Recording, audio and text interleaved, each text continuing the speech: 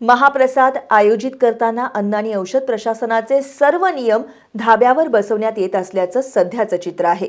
मात्र आता महाप्रसादातून विषबाधा झाल्याच्या घटना समोर आल्यानंतर अन्न आणि औषध प्रशासन विभाग देखील सतर्क झालाय।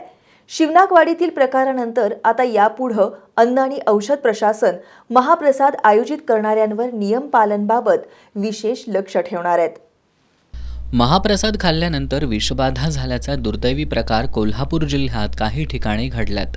शिरोळ तालुक्यातील शिवनाकवाडी इथं नुकताच सुमारे 1200 लोकांना महाप्रसादातून विषबाधा झाल्याचा प्रकार समोर आलाय। या घटनेनंतर आता अन्न आणि औषध प्रशासन विभागाचं देखील ज्या ठिकाणी महाप्रसादासाठीचं आयोजन असेल त्या ठिकाणी विशेष लक्ष असणार आहे। महाप्रसादातून विषबाधा झाल्यानंतर शिवनाकवाडी या ठिकाणी अन्न आणि औषध प्रशासन विभागाच्या अधिकाऱ्यांनी भेट देऊन चौकशी केली। या महाप्रसादासाठी तयार केलेल्या अन्नपदार्थाचे प्राथमिक नमुने घेऊन ते तपासणीसाठी पाठवण्यात आलेत।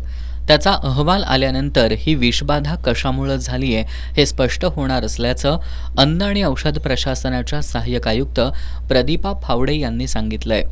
यापुढे शिवनाकवाडी सारखे प्रकार घडू नयेत यासाठी महाप्रसादाचं आयोजन करणाऱ्यांना अन्न आणि औषध प्रशासनाची नियमावली पाळावी लागणार आहे। ही नियमावली नेमकी काय आहे हे समजून घेऊयात ग्राफिक्सच्या माध्यमातून।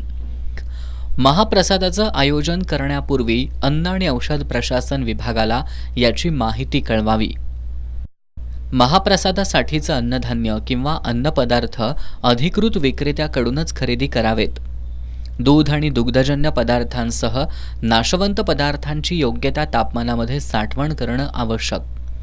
तयार झालेल्या जेवणाची योग्य तापमानामध्ये साठवण करून त्यानंतरच भाविकांना त्याचं वाटप करण्यात यावं। जेवण तयार करण्यासाठी वापरण्यात येणाऱ्या पाण्याची तपासणी करण्यात यावी। महाप्रसादाच्या आयोजनाबद्दल संबंधित ग्रामपंचायत आणि पोलीस विभागानं अन्न आणि औषध प्रशासनाला याबाबतची कल्पना द्यावी।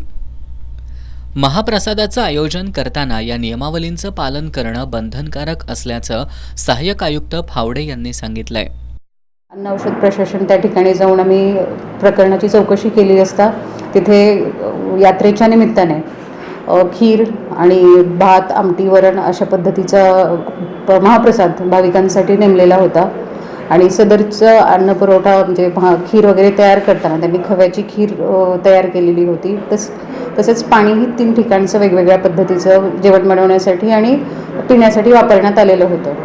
तर त्या प्रकरणी तपास केला असता सध्या तरी असं निदर्शनास येते की अन्नपदार्थ ज्या पद्धतीने साठवले होते किंवा जे पाणी पिण्यासाठी किंवा अन्न बनवण्यासाठी वापरण्यात आलेलं होतं ते दूषित असावं अशी शक्यता वर्तवली जात आहे।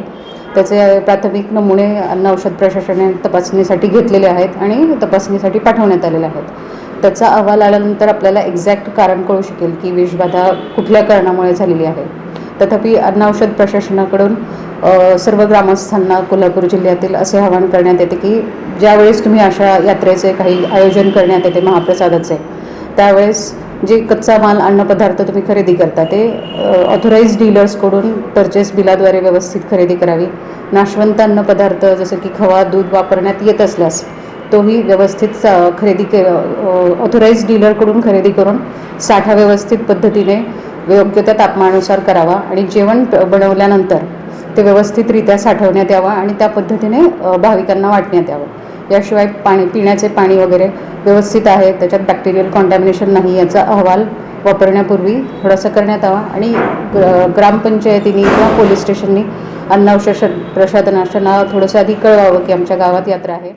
भारतीय संस्कृतीनुसार अन्न हे पूर्ण ब्रह्म आहे, पण ते चुकीच्या पद्धतीनं तयार केलं तर ते माणसांसाठी विष कसं ठरू शकतं याची प्रचिती शिवनाकवाडीमधील घटनेतून आली आहे। त्यामुळे महाप्रसादासह सार्वजनिकरित्या आयोजित केलेल्या जेवणावळींवेळी जेवण तयार करताना वापरलं जाणारं पाणी आणि अन्य घटकांचा काळजीपूर्वक वापर करणं गरजेचं आहे।